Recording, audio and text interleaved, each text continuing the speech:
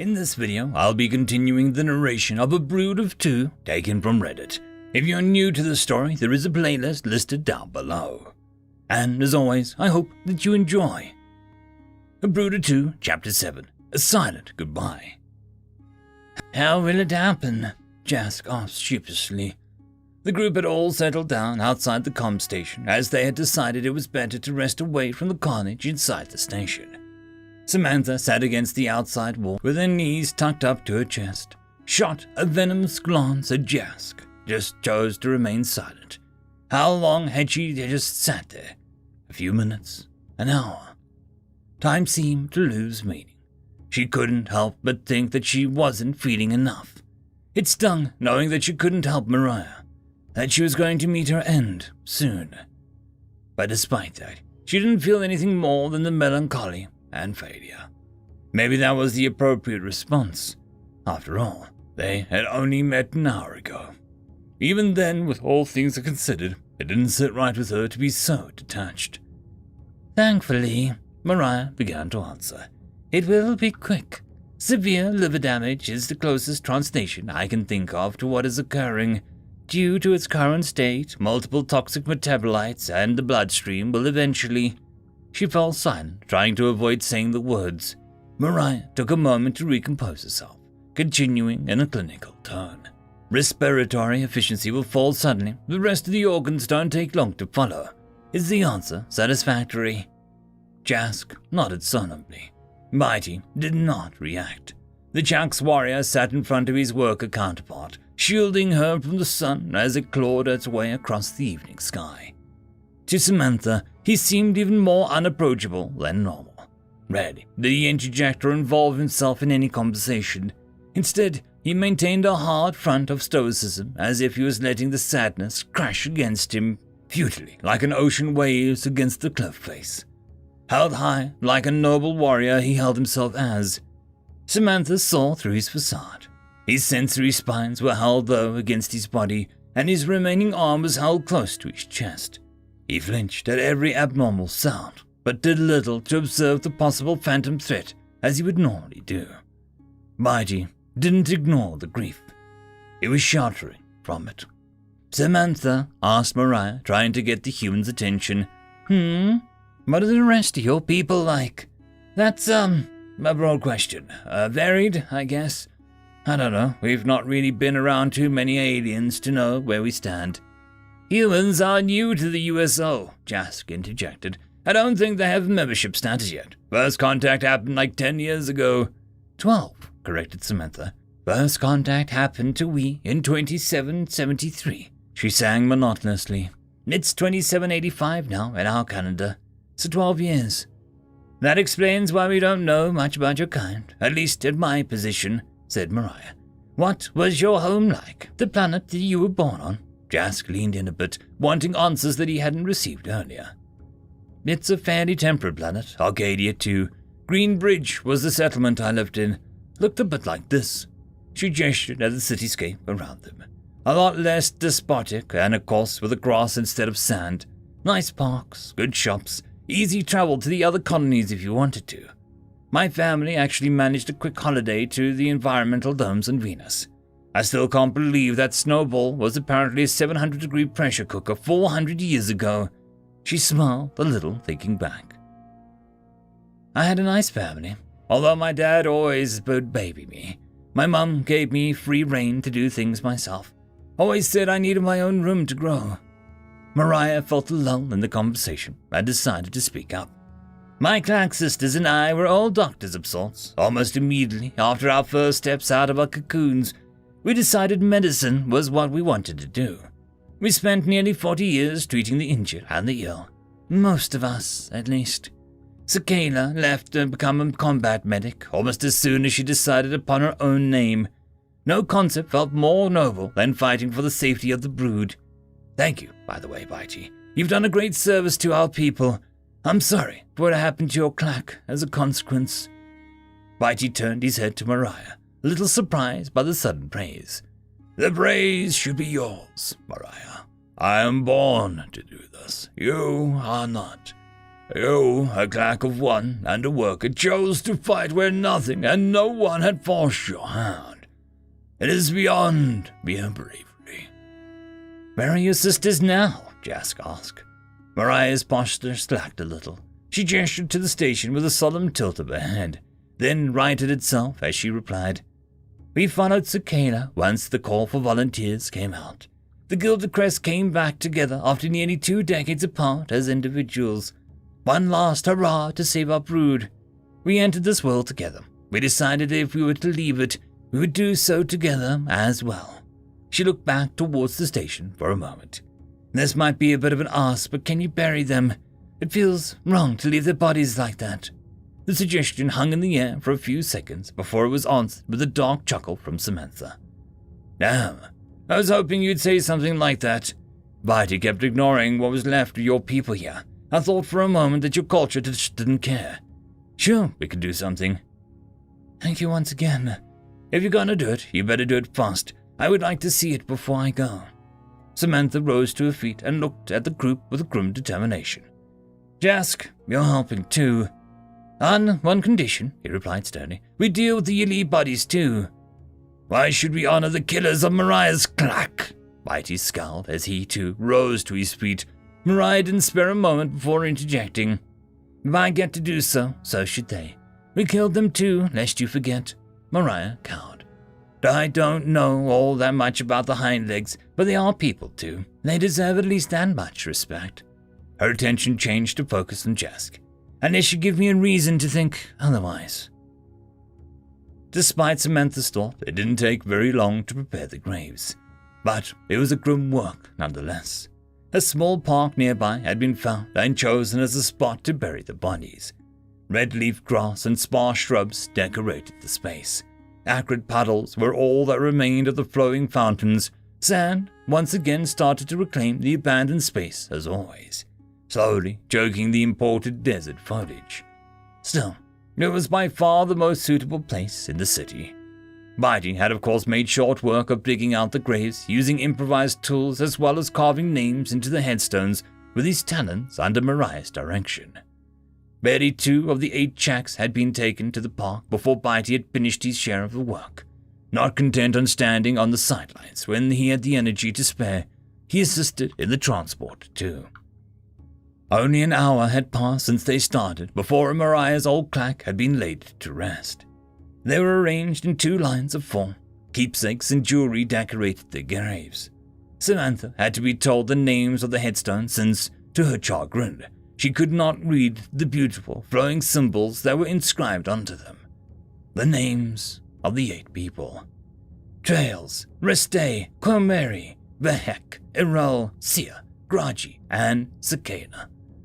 Mariah thanked them all for laying her family to rest and asked everyone else to leave her alone to say last goodbye to her sisters. Without a word, her request was honored. Samantha returned to the station to complete their original objective of sending an SOS to Signal Satellite. Whitey and Jask left to handle the Yali's request. The burial of the Yali's bodies had been a very different affair. Jask said that it was tradition to burn the dead, something about releasing their souls to be carried out to sea by winds. The fallen were cremated together. 15 Yali were arrayed in a dune close to the station. One by one, they were set alight under the power of Bitey's fusion rifle. Jask stood silent vigil over the flames, quietly praying and watching as the ashes swirled away into the sky. The Jack's warrior stood alongside him for the first few minutes. Jask thought that he would only begrudgingly do the job and storm off. Thank you for helping with this. Jask thanked him solemnly as Bitey walked away, causing him to stop.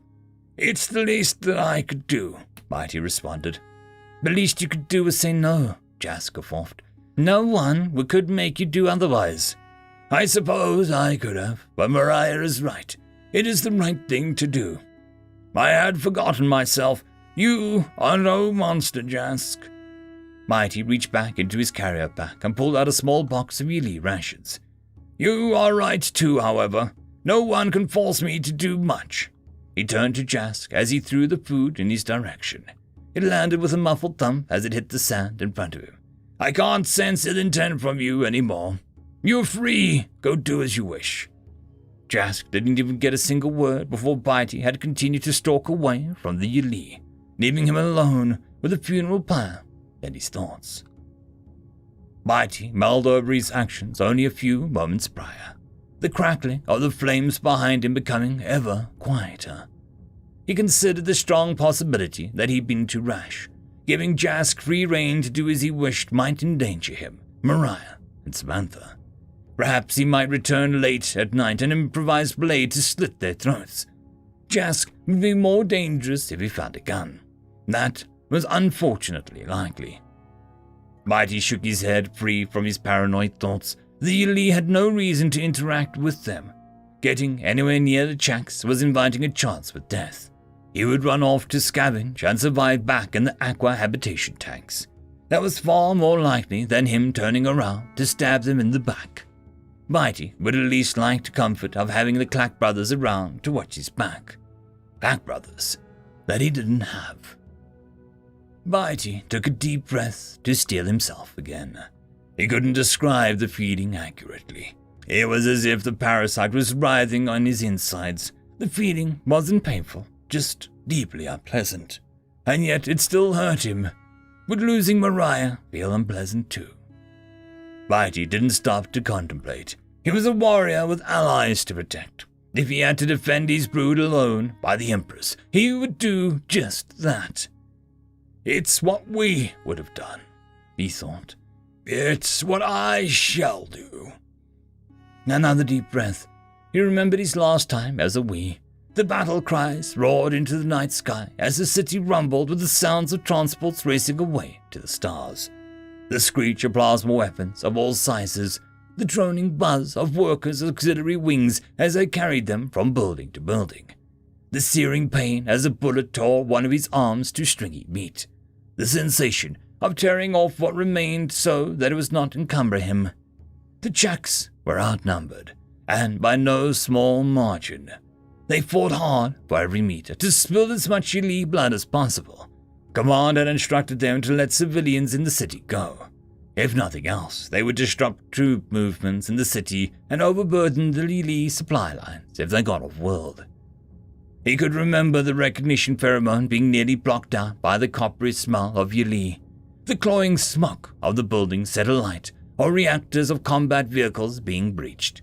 The air was thick with chemicals, the telltale sense of adrenaline, the fury, the perspiration, the blood, the seared flesh, the sadness.